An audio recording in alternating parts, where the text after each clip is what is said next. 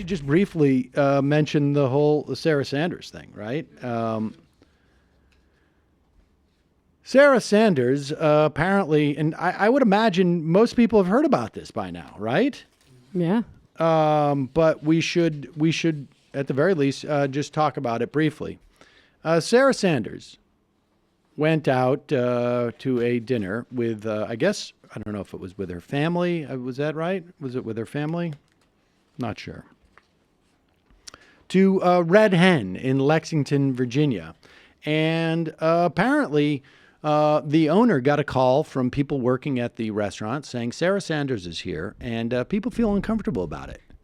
And so she came down to the restaurant and went up to Sarah Sanders and said, listen, I'm sorry, we have people here who are, we have a wide variety of folks who work here, and we don't feel comfortable serving you because she said, I explained that the restaurant has certain standards that I feel it has to uphold, such as honesty and compassion and cooperation.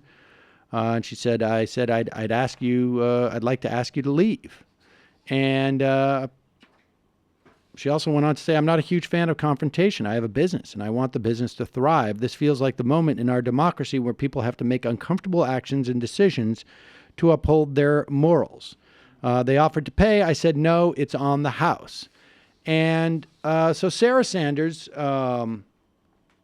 tweeted out last night on her press secretary Twitter handle, last night I was told by the owner of Red Hen in Lexington, Virginia to leave because I work for POTUS, and I politely left.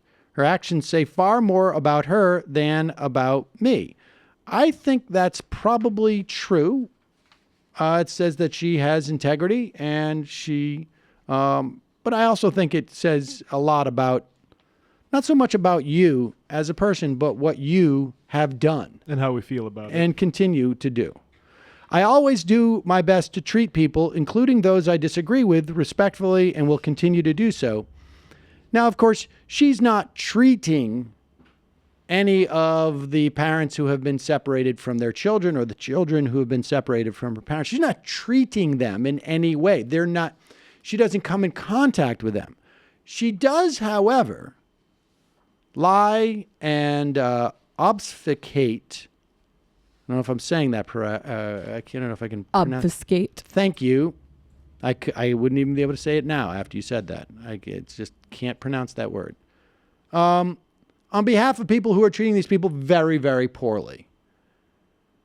And so there's been a big brouhaha about how there's a lack of civility out there, and people making this, drawing a parallel with the Masterpiece Cake situation, where a baker didn't like the idea that gay people would have the same rights that he would have, and Wow.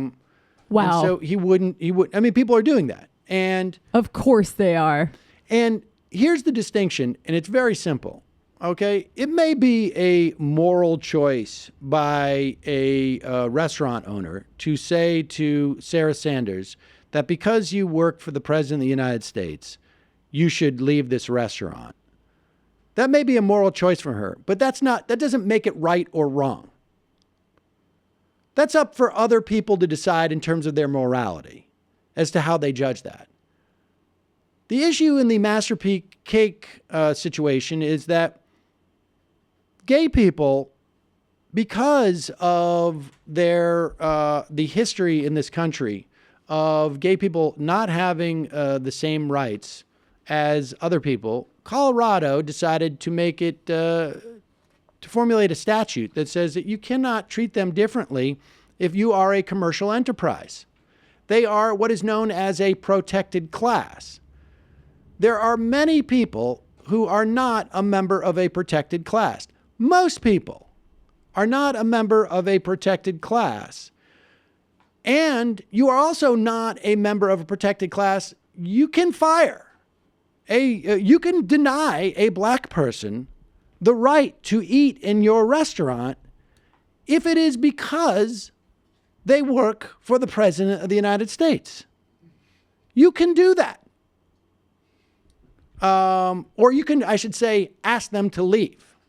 I don't know. I mean, like you can fire someone because of their political beliefs. Now, if you want to argue that that should not be allowed, I'm interested in that, what you have to say.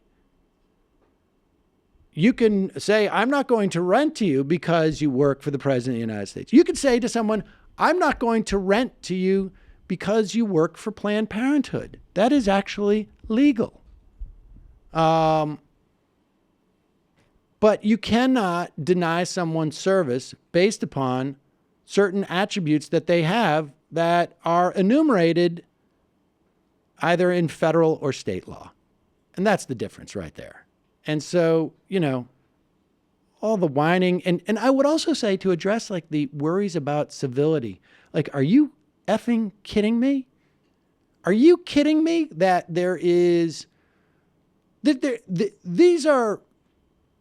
is just silliness. And the idea that it's not strategic in some way, the number of voters who will decide to go to the polls because Sarah Sanders was not able to eat at the Red Hen in Virginia, I would say is somewhere around 0.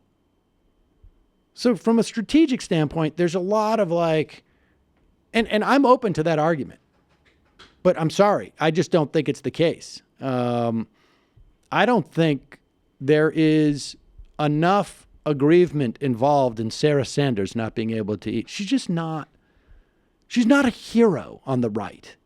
She's not she's just simply not.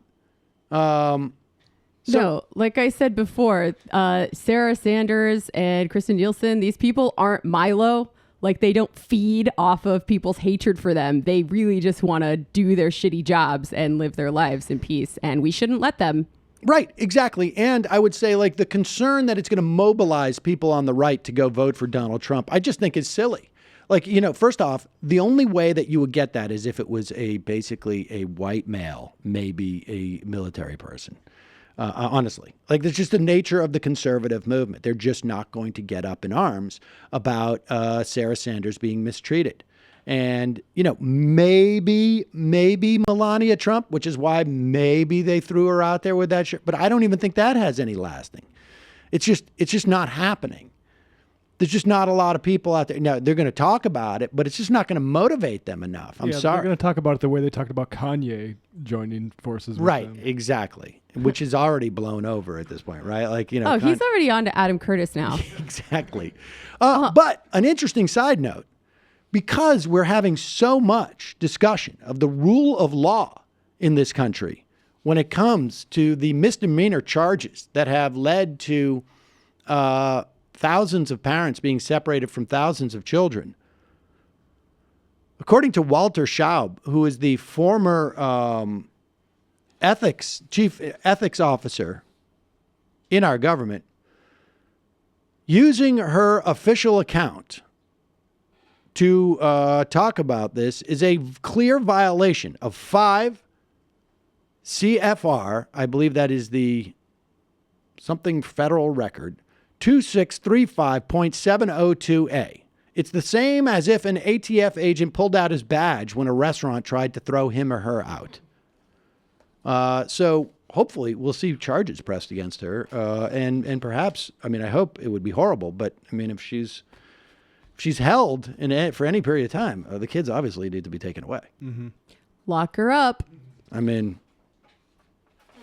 I was talking about this with Sean yesterday too. Like, it's funny how she thinks she can even eat in a restaurant right now and not be getting some extra ingredients in her burrito. That's right. So maybe it's for the best, Sarah.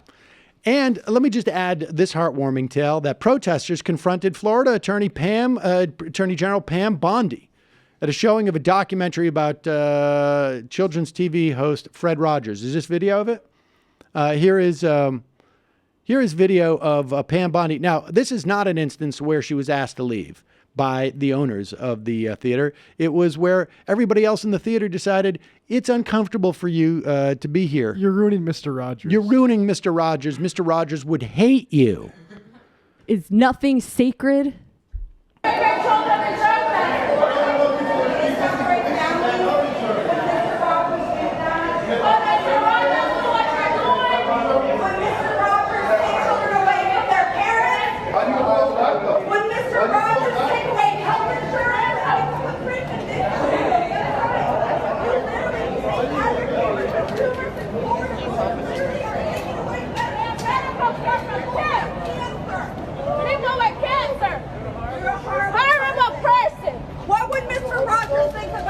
And your legacy in Florida, taking away health insurance with people with pre-existing conditions, Pam Bondi. Shame on you! Shame on you! She'll have to wait for that one to come out on iTunes or on Netflix, I think. Sadly, I'm sorry. I just like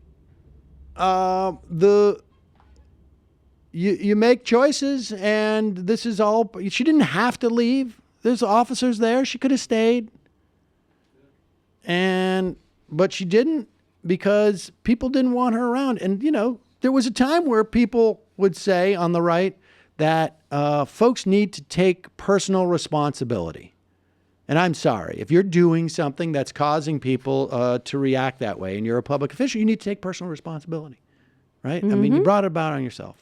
So it's irresponsible to tell them they don't have to. In some ways, we really should be blaming Pam Bondi's parents. Yeah. Because they gave birth to her and obviously made her a bad person. And that's why this is happening. So it's really sort of the parents' fault. And it's just she gets caught up in it in many respects. It's a real shame. Yeah. And I've seen some calls from folks like Nancy Pelosi that we need to be more civil. So lame. Those on the other side of the aisle, like, give me a break. Come on. It really separates the wheat from the chaff here, much like during Charlottesville, I think, when lame. Some liberals were like cheering on the activists, saying like, yes, do everything you can to oppose these Nazis. And other ones are like, oh, let's not get ahead of ourselves here. People, everybody calm down. Speaking of Charlottesville, they're doing a rally in D.C. on the anniversary. I heard about that. They got a permit to do so. Oh, boy. I'm going to have to keep Sean from going to that. Oh, that is actually going to be... I would like to actually put a camera on you as you're trying to chase Sean away and trying to pull Sean back like a GoPro, like with a helmet. Geez. I mean, he's going to go if he wants to. So I might as well go, too, with a GoPro. There you go. Pro.